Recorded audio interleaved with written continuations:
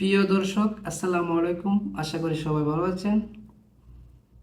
আজ সকালে ঘুম থেকে উঠে পিনাকির একটা স্ট্যাটাস দেখলাম, যেটা তিনি ইউটিউবে দিয়েছেন। তার স্ট্যাটাসটা পড়ে শোনানোর আগে আমি একটা গল্প শোনাবো, যে গল্পটা লেখা হয়েছিল 1300 শতকে একটা কাব্যগ্রন্থে। আপনারা হয়তো সবাই এই গল্পটা সম্পর্কে জানেন, বেহুলা লক্ষীন্দরের কাহিনী। যারা জানেন তারা তো ভালোই, আর যারা না জানেন তাদেরকে আমি শোনাচ্ছি গল্পটা। গল্পটা হচ্ছে, চাঁদ সদাগর শিবের পূজা করতেন। শিবের মেয়ে হচ্ছে মনসা। মনসা অর্থাৎ সর্পের দেবী, কিন্তু সর্পকে কেউ পূজা দিতে আগ্রহী নন। একদিন শিব মনসাকে বললেন, যদি তুমি কারো পূজা পেতে চাও তাহলে তাকে যে কোনোভাবেই আকৃষ্ট করতে হবে। মনসা বেছে নিলেন চাঁদ সদাগরকে, কিন্তু চাঁদ সদাগর হচ্ছে শিবের পূজারী। সে কিছুতেই মনসাকে পূজা দিবে না। মনসা দেবী চাঁদ সদাগরকে বোঝাতে লাগলেন, কিন্তু বুঝেও কোনো কাজ হলো না। তাই মনসা ক্ষুব্ধ হলেন। তিনি ক্ষুব্ধ হয়ে চাঁদ সদাগরের 7 সন্তানকে তিনি হত্যা করলেন। চাঁদ সদাগর ছিল বিরাট ধনী মানুষ, ব্যবসায়ী, কিন্তু মনসার অভিশাপে তার সম্পদ চলে গেল। চাঁদ সদাগরের সন্তান হারালেন, সম্পদ চলে গেল। তারপরও তিনি মনসাকে পূজা দেননি।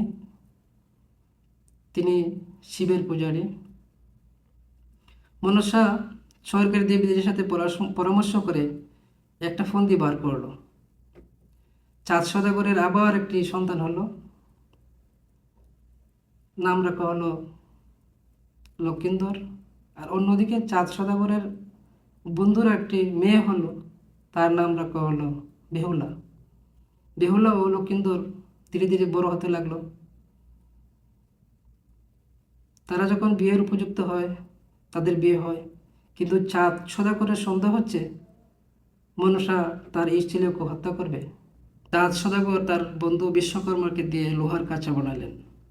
এদিকে মনসা জানেন যে চাঁদ সদাগর বিশ্বকর্মাকে দিয়ে লোহার কাঁচা বানাচ্ছেন। তাই তিনি, অর্থাৎ মনসা দেবী, বিশ্বকর্মার কাছে গিয়ে তাকে বললেন যে, তুমি যদি আমার কথা না শোনো তাহলে তোমার অবস্থাও চাঁদ সদাগরের মতো হবে।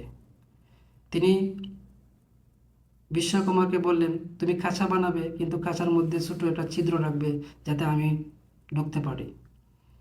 মনসা দেবীর কথা মতো বিশ্বকর্মা খাঁচা বানালেন এবং সেখানে একটা ছোটো ছিদ্র রাখলেন।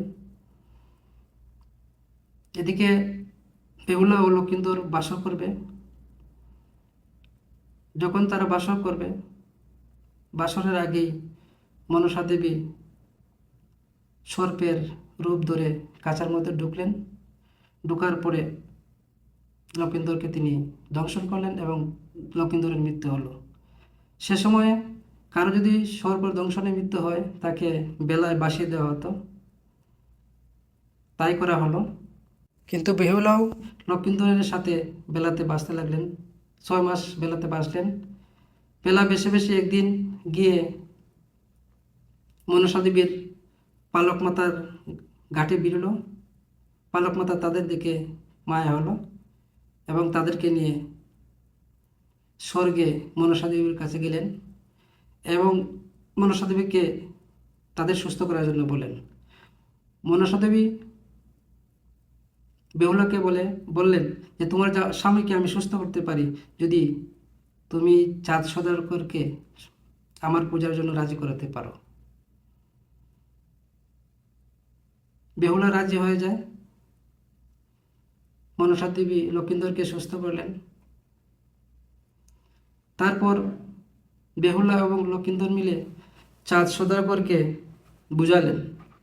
চাঁদ সদাগর মনসাকে পূজার জন্য রাজি হলেন, কিন্তু তিনি খুব রাগী ছিলেন।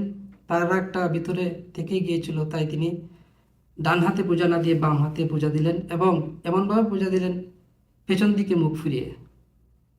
এখন মূল কথা আসি। পিনাকি, ইলিয়াস, শিফুদা, ওদের কথা মানুষ শুনে কেন?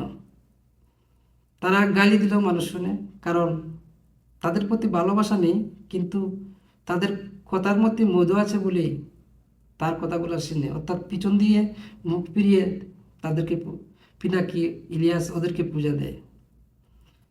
তাহলে দর্শক, আমি যে কথা বলছিলাম যে পিনাকের একটা স্ট্যাটাস, এই স্ট্যাটাসটা আমি এখানে দিলাম, আপনারা নিজে পড়বেন।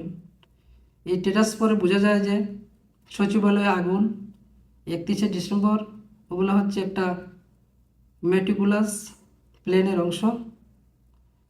এই অংশতে দেশের কি হবে আপনারা কমেন্ট করে জানাবেন।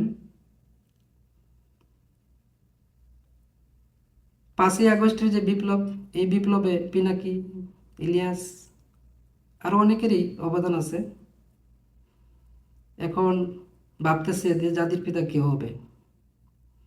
দর্শক কমেন্ট করে জানান, পিনাকি কি নতুন স্বাধীনতা জাতির পিতা?